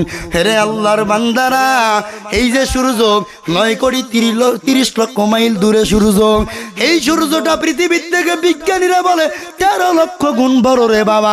এই সূর্যের একটা মুখ জমিনের দিকে দেওয়া আছে রে বাবা। হেরে নবীর উম্মতের দল, প্রতিদিন সবসময় 70,000 ফেরেশতারা হাউজে কাউসারের পানি ওই মুখের মধ্যে ঢালতেছেন। এরপরেও বৈশাখ চৈত্র মাসে ছাতা ছাড়া বাহিরে যাওয়া যায় না। আল্লাহ হাসরের মাঠে সূর্যকে বলবে, রে সূর্য, ওই যে 11টা মুখ যে আছে বা 12টা মুখ বা 10টা মুখ, ওই 10টা মুখগুলো এত দূরে থাকতে হবে না হাসরের মাঠে, তুই মাথার অর্ধ হাত উপরে আসিয়া যাও। আল্লাহ সূর্যকে আসতে বলবেন, সূর্য মাথার অর্ধ হাত উপরে আসবে।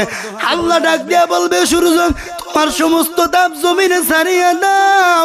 সূর্য সমস্ত তাপগুলো জমিনে ছাড়িয়ে দিবে, মানুষগুলো বেহুশ বেকার আর কোথায় যাবে? সব মানুষেরা আইয়ুব আলাইহিস সব মানুষেরা চিন্তা করবেন, আল্লাহ বিচার করে যদি আমরা জাহান্নামী হই, তারপরও জাহান্নামে দেখ হাসরের মাঠে কঠিন আযাব আর সহ্য হয় না। হেরে নবীর উম্মতের দল, একটু চোখের পানি ছেড়ে আল্লাহর কাছে একটু চিন্তা করেন, কান্না করেন। আজকে 2 ফোঁটা চোখের পানি আপনার নাজাতের উসিলা হবে রে বাবা। হেরে আল্লাহর বান্দা, আল্লাহর নবী বলেন, বুখারী মুসলিমের বর্ণনা, হাসরবাসীরা সবাই আইয়ুব হযরতে আদম আলাইহিস সালামের কাছে যাবে। আদম নবী বলবে আমি বিচারের সুপারিশ করতে পারবো না। নূহ নবীর কাছে যাও, নূহ নবীর কাছে আসবেন। নূহ নবী বলে আমি পারবো না। ইব্রাহিম নবীর কাছে যাও, ইব্রাহিম নবীর কাছে যাও, ইব্রাহিম নবী বলে আমি পারবো না। ঈসা আলাইহিস সালামের কাছে যাও, ঈসা আলাইহিস সালাম বলে নাফসি নাফসি নাফসি, পারবো না। এরপরে গোটা হাসরবাসীরা সময় আবার আপনার নবীর কাছে আসবেন। নবীকে ডাক দিয়ে বলে ও পয়গম্বর, আপনি একটু আল্লাহর কাছে সুপারিশ করেন, হাসরের মাঠের কঠিন আযাব আর সহ্য হয় না। তখন আমার আপনার নবী সিজদায় পড়ে কান্না করবেন, আল্লাহ জাহান্নামকে ফিরাও, আমার একটা উম্মত যেন জাহান্নামে না যায়। আমার উম্মত যদি জাহান্নামে যায়, আমি নবী হয়েও কিন্তু জান্নাতে যাব না রে আল্লাহ। আল্লাহ তখন বলবে, ও হাবিব আপনি মাথা উঠান, দুনিয়াতে আমি আপনাকে কম কাদাই নাই, আপনাকে আমি মা হারাইয়া কাদাইছি, বাবা হারাইয়া কাদাইছি, বংশের লোকেরা আপনারে কত কষ্ট দিল। ও নবী, ওই আজকে হাসরের মাঠে আমি আপনার এমন আমি আপনার সুপারিশ যে উম্মতের জন্য করবেন, ওই সুপারিশ কৃত উম্মতকে আমি আল্লাহ বিনা হিসাবে জান্নাতের মেহমান বানায় দিব। এরে নবীর উম্মতের দল, তখন আল্লাহর নবীকে আল্লাহর নবী আল্লাহকে বলবেন, আল্লাহ আগে জাহান্নামকে ফিরান। জাহান্নাম গুরিম গুরিম আওয়াজ দিবেন, জাহান্নাম বারবার হাসরের মাঠের দিকে আসবেন। হেরে আল্লাহর বান্দারা, হাসরবাসীর দিকে যখন জাহান্নাম আসবেন, আল্লাহ জাহান্নামের প্রত্যেকটা গায়ের মধ্যে শিকল লাগায় দিবেন। এক একটা শিকলের গুণা 70,000 করে 70 লাগায় দিবেন। এরপরও জাহান্নামকে পিছনে ধরে রাখতে পারবে না। হঠাৎ আল্লাহ একটু পানি দিয়ে বলবেন, যাও জাহান্নামের গায়ের মধ্যে ছিটায় দাও। জাহান্নামের গায়ে ছিটায় দেওয়া মাত্র জাহান্নাম দ্রুত গতিতে পিছনে যাবেন। ফেরেশতারা বলবেন, আল্লাহ 70,000 শিকল লাগাইয়া 70,000 শিকল লাগাইয়া প্রত্যেকটা শিকলের গোড়ায় 70,000 করে ফেরেশতা, এরপরও জাহান্নামকে পেছনে ধরে রাখতে পারি না। আপনি একটু পানি দিলেন, জাহান্নাম দ্রুত গতিতে পিছনে গেল। আল্লাহ এমন কি পানি দিলেন? হাউজে কাউসারের পানি নাকি জমজমের পানি নাকি বৃষ্টির পানি? আল্লাহ বলবে, না না না, আমার দুনিয়ার মধ্যে কিছু গুনাহগার গোলাম কোরআনের মাহফিলে বসে চোখের বাড়ি ছেড়ে আমি আল্লাহর ভয়ে জাহান্নামের ভয়ে কান্না করেছেন, তাহাজ্জুদের মুসল্লায় কান্না করেছেন। ওই পানিগুলো আমি আল্লাহ বৃথা যাইতে দেই নাই, ওই পানিগুলো আমি আল্লাহ কুদরতি ভাবে জমা করে রাখছি। আজকে ওই গুনাহগার বান্দাদের চোখের পানি জাহান্নামে দেওয়ার কারণে জাহান্নাম দ্রুত গতিতে হেরে নবীর উম্মতের দল, আল্লাহ পাক রব্বুল আলামিন জান্নাতের ফয়সালা নবীজির সুপারিশের মাধ্যমে করবেন। হেরে আল্লাহর গোলাম, ওই হাসরের মাঠে কঠিন দিনে একদল আল্লাহর বান্দারা হাসতে হাসতে আল্লাহর জান্নাতে যাবেন, আর একদল মানুষ তাদেরকে জান্নাতে যাওয়া দেখে আফসোস করবেন। হে নবীর উম্মতেরা, একটু জিহ্বা নাড়ায় বলেন দেখি, হাসতে হাসতে কারা জান্নাতে যাবে আর কারা তাদেরকে দেখে আফসোস করবে? জানবেন কিনা? জানবেন? জানবেন ইনশাআল্লাহ, আমলও করবেন ইনশাআল্লাহ, মানবেন কিনা জোরে বলেন। আল্লাহ পাক রব্বুল আলামিন জান্নাতের ফয়সালা করবেন। একদল বান্দারা হাসতে হাসতে আল্লাহর জান্নাতে যাবে, আর একদল মানুষ তাদেরকে দেখে আফসোস করবেন। হে নবীর উম্মতের দল, আল্লাহ যাদেরকে বিনা হিসেবে জান্নাতে দিবেন, হাসতে হাসতে জান্নাতে যাবে, তারা হলো দুনিয়াতে আল্লাহ তাদেরকে সম্পদ দিয়েছিলেন, সম্পদ দিয়েছিলেন, সম্পদ দিয়েছিলেন, যা কিছু দিক না কেন অল্প কিছু হলেও রে বাবা সবসময় আল্লাহর রাস্তায় দান করেছেন, আল্লাহর মহব্বতে দান করেছে। এরা হাসতে হাসতে আল্লাহর জান্নাতে যাবে। আর একদল মানুষ আছে যারা তাদেরকে দেখে আফসোস করবে। তারা হলো কারা?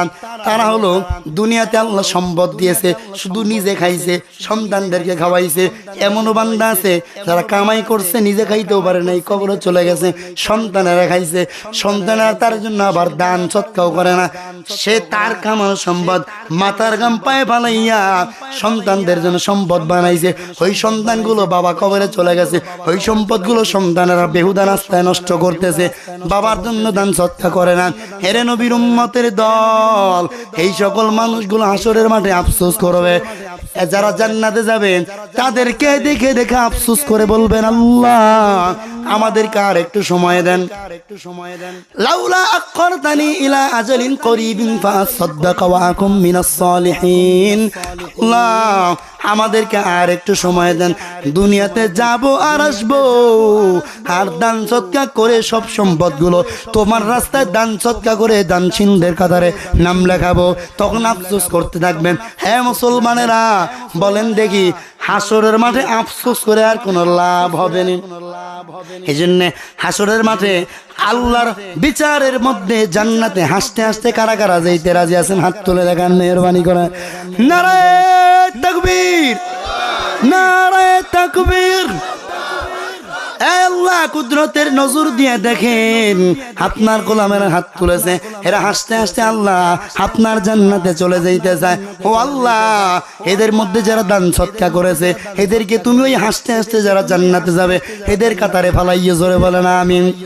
হে নবীর উম্মত, হাত নামান। হে নবীর উম্মতের দল, সম্পদ কে দিয়েছেন? ব্যয় করবেন কার রাস্তায়? জোরে বলেন। হে আল্লাহর বান্দারা, আল্লাহর নবী বলেন, as-সাদাকাতু তারুদ্দুল বালা ওয়া তাজিদু ফিল উমার। দান সৎকা মুসিবতকে দূর করে দেয়, বিপদকে দূর করে দেয়, হায়াতকে বৃদ্ধি করে দেয়। এই জন্য দান সৎকা করতে রাজি আছেন নি সবাই? ইনশাআল্লাহ রাজি আছেন ইনশাআল্লাহ।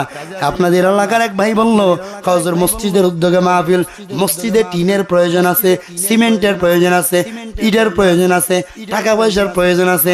আপনাদের মসজিদ কাজ কি আপনারা করবেন নাকি অন্য এলাকার? জোরে বলেন, জোরে বলেন। এই জন্য বাবা, আমি ভাই কয় টিন, কত করে টিন লাগতে পারে? 10টা না 12 খান। একজন আল্লাহর বান্দা বলবেন, হুজুর, একজন আল্লাহর বান্দা বলবে, হুজুর 10 ফুট করে 12টা টিন আমি আল্লাহর ঘর মসজিদে দিব। এরকম একজন কালেকশন তো দ্বিতীয় বক্তা করছে না? করছে। মেহরবানি করে দেন, যেহেতু দিয়ে দিচ্ছেন। আমার মা বোনেরা আছে, মা বোনেরা আছে, অনেকে মা বোনেরা আছে এরকম বলে যে প্রধান বক্তার হাতে দিব, অনেক জায়গায় এরকম আছে। মা বোনেরা আপনারাও মেহরবানি করে বাচ্চাদেরকে দিয়ে দ্রুত বাড়ায় দেন। একজন আল্লাহর বান্দা বলেন, হুজুর 12খানা টিন 10 ফুট সাইজের আমি একাই দিব। একজন আল্লাহর বান্দা জানায় যান। ভাই বেশি বললাম নাকি আপনাদের এলাকায়? এই সাজানির মানুষ তো গরিব না, হ্যাঁ আমি তো জানি, আমার বাড়ি পাশে না। একজন আল্লাহর বান্দা মেহরবানি করে বলেন, এই আজকে মাহফিল যিনি করাইলো এই মসজিদের সভাপতি না? না না, এই যে আমার নাতির নানা, সে কই? হে কই? সেক্রেটারি সাহেব না আছে? আছে কই? আপনি? হ্যাঁ রে, আপনি সামনেই বসে আছেন। ইনশাআল্লাহ আমি শুনছি, দোয়া করবেন ইনশাআল্লাহ। আমার নানি লাগে না, দোয়া করবেন না ইনশাআল্লাহ। আমি আমার নানারে, যেহেতু নাতি, কি আমি নাতি, উনি নানা, নানার কাছে আমি চাই। উনি কোত্থেকে ব্যবস্থা করে, উনি নিজে দিবে না অন্য কোথা যেখানে দিবে আমি জানি না, তবে নানার কাছে আমি চাই। দাবি হলো নাতি হিসেবে আমার নানা 10 ফুট সাইজের 12টা টিন দিবে। আপনারা কি বলেন? আমি নানার কাছে শোনার টাইম নেই, আপনারা কি বলেন? আমি দেখছি ঘরে বসে বসে নানা অনেকগুলো টাকা দিছে, নানার মেয়ের জামাইরও দিছে মনে হয় না? নারায়ে তাকবীর, নারায়ে তাকবীর, নারায়ে তাকবীর। আরে নানা ভাই, নানা ভাই, 10 ফুট সাইজের 12খানা টিন, জোরে বলেন মারহাবা। আল্লাহ পাক আমার নানা ভাইয়ের দানকে কবুল করুক, জানে মানে বরকত বাড়ায় দিকে আমিন বলেন। নানি যান অসুস্থ, আল্লাহ সুস্থ করে দিকে আমিন বলেন। টিন হইল, এবারে খুঁটি লাগবে নি? খুঁটি লাগবে, খুঁটি লাগবে কটা? মোটামুটি 8টা খুঁটি। তো 8টা খুঁটি এটা 2 ভাগ করে দিলাম, 4টা করে খুঁটি দিবেন, 250 টাকা করে, 200 টাকা করে খুঁটি, ঠিক না? আরো বেশি, 500 করে। আচ্ছা আমি 4টা খুঁটি আমি ভাগ করে দিলাম, 4টা করে খুঁটি। 2 জন আল্লাহর বান্দা, 8টা খুঁটি লাগবে। 2 জন আল্লাহর বান্দা বলবেন, হুজুর আমি 4টা নাকি ভাই নাম কি ভাই? নারায়ে তাকবীর, নারায়ে তাকবীর। রুবেল ভাইজান চারখানা খুঁটি জোরে বলেন মারহাবা। আল্লাহ পাক রুবেল ভাইয়ের দানকে কবুল করুক, জানে মানে বরকত বাড়াই দিক। মুরব্বি আপনার নাম কি? হ্যাঁ, আপনার যে মামা ভাই না, আব্দুল কাদের ভাই না? আব্দুল কাদের। নারায়ে তাকবীর, নারায়ে তাকবীর। জনাব আব্দুল কাদের ভাই আরো চারখানা কোটি আল্লাহ পাক দানকে কবুল করুক, জানে মানে বরকত বাড়ায় দিক। আমিন বলেন। আমিনো আমিনো আল্লাহ আমিনো, আমিনো আমিনো আল্লাহ আমিনো। দানকারীর জন্য মাওলা তুমি হইও জামিন। আর কি ইট লাগবে না? ইট সিমেন্ট। হ্যাঁ, মোটামুটি সিমেন্ট কয় বস্তা লাগতে পারে? হ্যাঁ, এটি বলেন তাড়াতাড়ি তাড়াতাড়ি, এটি বলেন তাড়াতাড়ি। 20 বস্তা। হ্যাঁ 20 বস্তা তো, হ্যাঁ 20 বস্তা তো। 2 বস্তা করে সিমেন্ট ইনশাআল্লাহ। 10 জন আল্লাহর বান্দা। মাশাআল্লাহ। রুবেল ভাই নারায়ে তাকবীর। একটু নাম লেখেন ভাই, লিখে নেন মেহেরবানি করে, লিখে নেন, মনে থাকবে নাকি? রুবেল ভাই 2 বস্তা সিমেন্ট জোরে বলেন মারহাবা। আল্লাহ পাক রুবেল ভাইকে কবুল করুক, জানে মানে বরকত বানায় দিক। মা বাবা যদি দুনিয়াতে বেঁচে থাকে হায়াত বানায় দিক, কবরে গেলে আল্লাহ জান্নাত বানায় দিক। আমিন বলেন। আর 9 জন আল্লাহর বান্দা বলেন হুজুর আমি আর 2 বস্তা করে সিমেন্ট দান করব। আশারায়ে মুবাশশারা 10 জন আল্লাহর বান্দা একই মজলিসে বসে 10 জন সাহাবীকে আল্লাহর নবী মুবাশশির জান্নাতের সুসংবাদ দিবেন। 10 জন সাহাবীর স্থানকে কে নিতে রাজি আছেন একটু হাত তুলে দেখান। আর 9 জন আল্লাহর বান্দা বলেন হুজুর এই আমার চাচা। এই না না না, আপনার 2 বস্তা কাম হবে না। না না না বাবা, এই না 2 বস্তা কাম হবে না। আমার চাচা, আমার চাচা। হ্যাঁ, এলাকার জামাই। আপনারা কি বলেন? আপনারা কি বলেন? আমি তো দেখিই নেই, সাইডে বসে আছি। 2 বস্তা হবে জোরে বলেন। হ্যাঁ হ্যাঁ, কমাইলেন আপনারা, আমরা রেট ঠকলেন। 4 বস্তা সিমেন্ট এটা হইলো। আমি বলি বাবা বাজান আমার আব্বা, বলি বাবা আচ্ছা আমি 6 বস্তা সিমেন্ট লেখাই দিই। নারায়ে তাকবীর। আচ্ছা আমি যে জোর করে সিমেন্ট লেখাইলাম আমার তো আবার হাদিয়া কম দিবেন না? আল্লাহ কবুল করুক আমার চাচা। আল্লাহ ভাগ। হ্যাঁ, আল্লাহ ভাগ। হ্যাঁ 10,000 টাকাও দিছে। আল্লাহ ভাগ আমার বাজান রে কবুল করুক। আমিন বলেন। এই যে আমার বাজানের আমার ছোট ভাই আমার মাদ্রাসায় পড়ে, আলহামদুলিল্লাহ অনেক ভালো ছাত্র, হেফজ পড়তেছে, 7 পারা হয়েছে। আল্লাহ পাক ওকে আলেমে হক্কানি রব্বানি হিসেবে কবুল করুক। আমিন পড়েন। আমার থেকেও আল্লাহ ওকে বড় করুক। আমিন পড়েন। আল্লাহ পাক আমার চাচা জানে আমার বাবা জানের দানকে কবুল করুক। 6 বস্তা সিমেন্ট। কয় বস্তা হইলো? 8 বস্তা হইছে না? আর 12 বস্তা। আর 6 জন আল্লাহর বান্দা বলবেন হুজুর 2 বস্তা করে সিমেন্ট দিব। আমি কিন্তু মুরব্বী একেবারে, আমি কিন্তু নিজের নাম ধরে ধরে বলি, আপনারা দেখাই দেন না কে কে দিতে পারে, আমি তো আপনাদের এলাকার লোকজন চিনি না। আর 6 জন আল্লাহর বান্দা বলবেন হুজুর কি নাম ভাই? কি নাম ভাই? নবী, নূর নবী, নবীন না? নুরুন নবী, নুরুন নবী। আল্লাহ পাক নুরুন নবী ভাইয়ের 2 বস্তা সিমেন্টকে কবুল করুক, জানে মালে বরকত বানায় দিক। মা বাবা যদি দুনিয়াতে বেঁচে থাকে আল্লাহ হায়াত বাড়ায় দিক। কবরে গেলে আল্লাহ মা বাবাকে জান্নাতের মধ্যে শোয়ায় রাখুক জোরে বলেন আমিন। আমিন আমিন আল্লাহ। আর 4 জন, আর 4 জন আল্লাহর বান্দা বলেন হুজুর আমি 2 বস্তা করে সিমেন্ট আমি আল্লাহর ঘর মসজিদে দিব। হে বাবা আল্লাহর নবী বলেন ক্বালান নবী সাল্লাল্লাহু আলাইহি ওয়া আলিহি ওয়া সাল্লাম মান বানা মাসজিদান বানাল্লাহু লাহু বাইতান ফিল জান্নাহ। আল্লাহর নবী বলেন যেই বান্দা দুনিয়াতে জান্নাতে দুনিয়াতে মসজিদের কাজের জন্য সহযোগিতা করলো, আল্লাহর নবী বলেন তার জন্য আল্লাহর নিজ জিম্মায় জান্নাতের মধ্যে ঘর বানায় দিবে। আর কে জানো? আব্দুল কাদের ভাই 4টা খাম দিছে আগে, আরো 2 বস্তা সিমেন্ট। নারায়ে তাকবীর, নারায়ে তাকবীর।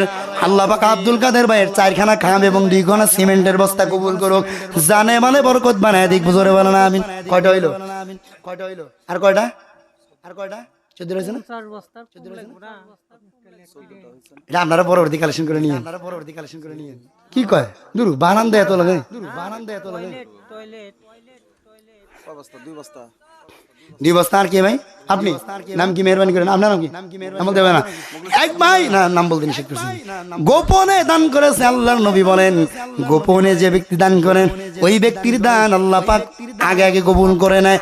এবং ওই যে দ্বিতীয় বক্তার আয়াত বলছিল ডানে গোপনে এবং প্রকাশ্যে যারা আল্লাহর মহব্বত নিয়ে দান করবে সবার দান আল্লাহ জান্নাতের উচ্চ মাকামে রাখবেন, সুবহানাল্লাহ বলেন।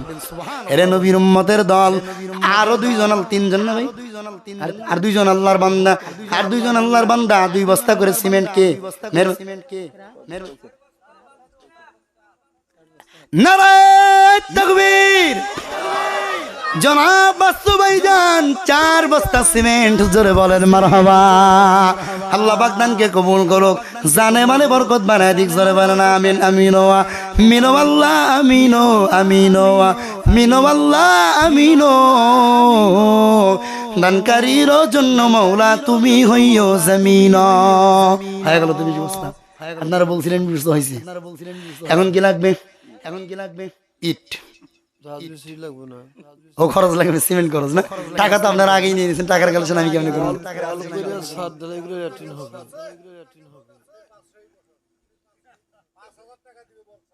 তাই না? এ ভাই তো আমি যখন আসলাম আলহামদুলিল্লাহ আমার উনি রিসিভ করে এখানে নিয়ে আসছে। ও মাওলানা মোহাম্মদ বাবুল খান, এই ভাই ওনারটা আমি রেখে দিলাম পরে, ওনার লাস্ট ফিনিশিং। মসজিদের সভাপতি ইমাম খতিব, যেহেতু আমি সভাপতি মসজিদে, আবার ইমামও খতিব, আল্লাহ পাক 3টা দায়িত্ব দিচ্ছেন, ইমাম খতিব সভাপতি। ওনারটা আমি পেছনে রাখলাম, সবার পরে ইনশাআল্লাহ লাস্ট আমি চাই নিব ইনশাআল্লাহ। হুজুর আমারে তো নিরাশ করবেন না, বলেন ইনশাআল্লাহ। আমি পেছনে রাখলাম, আপনারা যখন সবাই বললেন দেওয়া হয়ে গেছে তখন আমি নিষেধ করবো, তখন আমি ভাইয়ের থেকে চাবো ইনশাআল্লাহ। এবারে মিস্ত্রি খরচ কি? মিস্ত্রি খরচ রাজমিস্ত্রির এক একটা রোজ হলো মনে হয় 700 টাকা করে না, 700 টাকা করে মোটামুটি 2 জন ধরেন প্রতিদিন। এক আল্লাহর বান্দা এরকম কয়দিন লাগতে পারে? 5-7 দিন, 3 দিন না? আচ্ছা 1400 করে টাকা, মানে 2 রোজ আর কি, যাই লাগুক। আবার যে মেইন সুগালির তো এরকম টাকা না, ঠিক না? এই জন্য মিস্ত্রি খরচ হিসেবে যুগালির 1 দিনের টাকা কে দিবেন? একজন আল্লাহর বান্দা। হুজুর প্রথম দিনের টাকা আমি দেব ইনশাআল্লাহ, 3 দিন লাগবে। কি নাম ভাই? হ্যাঁ, মোহাম্মদ জামাল। নারায়ে তাকবীর, নারায়ে তাকবীর। আল্লাহ পাক জামাল ভাইয়ের 1 দিনের মিস্ত্রির মজুরি টাকা পারিশ্রমিক আল্লাহ কবুল করুক, জানে মালে বরকত বানায় দিক, জোরে বলেন আমিন। আর 2 জন আল্লাহর বান্দা মেহেরবানি করে ভাই যান, আর 2 জন আল্লাহর বান্দা মোনাজাত হয়ে যাবে ভাই, মোনাজাত হয়ে যাবে ইনশাআল্লাহ। আপনাদের কষ্ট হইতেছে না? ও বাবা কই কি? ওমর মিস্ত্রি কি ভাই? ওমর মিস্ত্রি ভাই, এই ওমর মিস্ত্রি, আপনি মিস্ত্রি ভাই, রাজমিস্ত্রি আপনি করছেন, আলহামদুলিল্লাহ, আল্লাহ কবুল করুক। এখন ভাই একটা রোজ আপনি ফ্রি দিবেন ইনশাআল্লাহ। নারায়ে তাকবীর। আল্লাহ পাক ওমর ভাইয়ের 1 দিনের ফ্রি পারিশ্রমিক আল্লাহ কবুল করুক, আমিন বলেন। আমিনও কইতে পারবেন না, একটু জোরে বলেন আমিন। আর একজন আল্লাহর বান্দা হুজুর আমি 1 দিনের পারিশ্রমিক দিব, কে আছেন ভাই? মেহেরবানি করে আরেকজন আল্লাহর বান্দা। ও ভাইজান মেহেরবানি করে আরেকজন আল্লাহর বান্দা বলেন, আমি শেষ করে দিব ইনশাআল্লাহ। আর একজন নামটা বলেন না হুজুর, আমি নাম ধরে বলতেছি, একটু মেহেরবানি করে ভাইজান বলেন। আজকে মাহফিল সভাপতি সাহেব হযরত মাওলানা আব্দুল হালিম সাহেব, হুজুরের কাছে আমি বিনীতভাবে অনুরোধ করব যে হুজুর যদি নিজের থেকে যাই দেয় আমি আলহামদুলিল্লাহ আমরা অনেক বড় মনে করে নেব, কি বলেন ইনশাআল্লাহ। আচ্ছা আল্লাহ পাক মনের নেক মাকাসদ আল্লাহ পূরণ করুক, আমিন বলেন। একজন আল্লাহর বান্দা, আর একজন ভাই, আরেকজন আল্লাহর বান্দা 2 রোজ। নাম কি ভাই? মোহাম্মদ আব্দুস সালাম ভাই 2 রোজের পারিশ্রমিক দিবেন আল্লাহ পাক। আব্দুস সালাম ভাইয়ের 2 দিনের পারিশ্রমিক কবুল করুক, জোরে বলেন আমিন। আল্লাহ পাক মা বাবা যারা দান করলো, এদের মা বাবা যদি দুনিয়ার মধ্যে জীবিত থাকে এদেরকে আল্লাহ দীর্ঘ নেক হায়াত দান করুক, এদেরকেও দীর্ঘ নেক হায়াত দান করুক, দ্বীনের খেদমতের জন্য, ধর্মের খেদমতের জন্য আল্লাহ কবুল করুক। হাসরের মাঠে আল্লাহ আম্বিয়া ইকরামদের সাথে, সাহাবা ইকরামদের সাথে জান্নাতের মেহমান বানায় দিক, জোরে বলেন আমিন। হুজুর হয়ে গেছে, বারান্দার কাঠ লাগবে না, কাঠ লাগবে না। এবার ইটের তো অনেক টাকা লাগবে, ইটের টাকা তো আপনারা আগেই নিয়ে নিয়েছেন, সভাপতি সাহেব আছে, হুজুর আছে, এরা মীমাংসা করবে ইনশাআল্লাহ। কাঠ লাগবে, কত টাকা কাঠ লাগতে পারে মোটামুটি? মোহাম্মদ রঞ্জু মিয়া ভাই, কে ভাই? মোহাম্মদ রঞ্জু মিয়া ইনশাআল্লাহ, কে ভাই? রঞ্জু মিয়া, হ্যাঁ রঞ্জু মিয়া ভাই কই, একটু দেখেন না, এটা একজন উৎসাহ করে দেন না ভাই, রঞ্জু। ও ভাই আপনি তো কোনে গিয়ে বেরিয়েছেন কে? মন ভালো না? যে কতটা কাঠ তো হুজুর, অল্প টাকা লাগবে, বারান্দার কটা কাঠ লাগে? আচ্ছা ভাই, বারান্দার যতগুলো কাঠ লাগে ইনশাল্লাহ আপনি দিবেন, মেহরবানি করে ইনশাআল্লাহ। মন ভালো ভাই আপনার, ভাই সাক্ষী দিছে। এই শুনেন, বারান্দা কিন্তু বেশি কাঠ লাগবে না তো, 12 ফুটের 12টা টিনের বারান্দা কয়টা লাগবে? মেহরবানি করে ভাই ইনশাআল্লাহ, হিম্মত করেন ইনশাআল্লাহ, আল্লাহ কবুল করবেন ইনশাআল্লাহ ভাই। হুমায়ুন কবির ভাই 500 টাকা দান করেছে নগদ, আল্লাহ পাক দান। এই আমাকে মা বোন নাই, এরা তো এখন পর্যন্ত 1 টাকা দিল না। শীতল মিয়া ভাইজান 500 টাকা দান করেছে, আল্লাহ পাক দানকে কবুল করুক, জানে মালে বরকত বানায় দিক। এই রঞ্জু ভাই, এই মাথা নিচু করেন কে ভাই, মনে আছে আমার? হ্যাঁ তাড়াতাড়ি বলেন, মেহরবানি করে ভাই, মোনাজাত দিয়ে দিম। আরে মেয়ে শান্তিতে গিয়ে ঘুমাবেন বলেন, ফজর আছে তো আমার, ঠিক না? খালি ওয়াজ শুনলেন, ফজরের নামাজ পড়লেন তো লাভ হইলে কি? মেহরবানি করে ভাই ইনশাআল্লাহ, ভাই একটা আল্লাহর বান্দা, ছোট ভাই 200 টাকা দান করেছে, আল্লাহ পাক দানকে কবুল করুন। রঞ্জু ভাই একটু খোঁজা মাছা দেন না আপনারা, ভাই। নারায়ে তাকবীর, নারায়ে তাকবীর।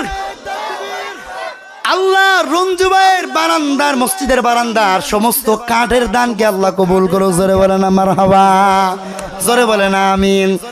আল্লাহ পাক রঞ্জু ভাইয়ের মা বাবা যদি দুনিয়াতে বেঁচে থাকে, হাত বানায় দিক, কবরে গেলে আল্লাহ মাফ করে জান্নাত দান করুক, আমিন বলেন। হয়ে গেল তো ঈদের কালেকশন, এখন আপনারা 2 জন আছেন, এখন আপনি বলেন ইনশাআল্লাহ ভাই, আপনি নিজের থেকে বলেন ইনশাআল্লাহ।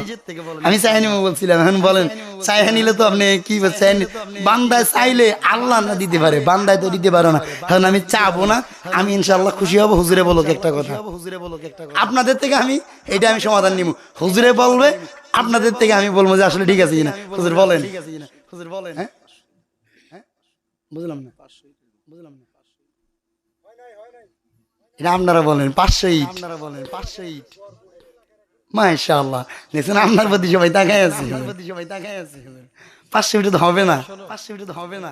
আচ্ছা শুনেন, 500 ইট আর ইমাম সাহেব, যেহেতু ইমাম সাহেবদের বেতন বা আর কেমন হয় ভাই জানি না, আপনারা কেমন বেতন দেন জানি না। আমি নিজেও তো মসজিদের ইমাম, আমি তো বুঝি, বুঝেন নাই?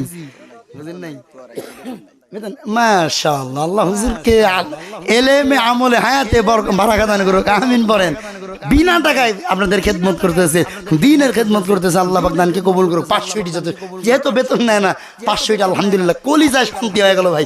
মসজিদের ইমাম, মসজিদের সভাপতি, উনি বেতন ছাড়া চাকরি করে, বেতন ছাড়া দ্বীনের খেদমত করতেছে, 500 ইট দিয়েছে, এই তো অনেক। আল্লাহ পাক দানকে কবুল করুক, আমিন পড়েন। 500 ইটের দামও তো প্রায় 5-7 হাজার টাকা না? আল্লাহ পাক দানকে কবুল করুক। হ্যাঁ সভাপতি সাহেব কিছু দিবেন কিনা একটু বললে ভালো হতো, 100 ইট না? আল্লাহ পাক সভাপতি সাহেবের দানকে কবুল করুক, আমিন পড়েন। মা বোনদের দান আমি পাইলাম না, মা বোনরা মনে হয় নাই না? যে আমার চাচি, এই বাচ্চার মা আছে, আমার ওই বাবাজানের ওয়াইফ, এই যে আমার নানার মেয়ে, আমি কিন্তু ওনার থেকে আর কারো কাছে দাবি নাও করতে পারলে, তুই ওনার কাছে তোমার একটা কথা আছে না, ফোন দেন, নালি মনোজাত করুম না আমি, ফোন দেন।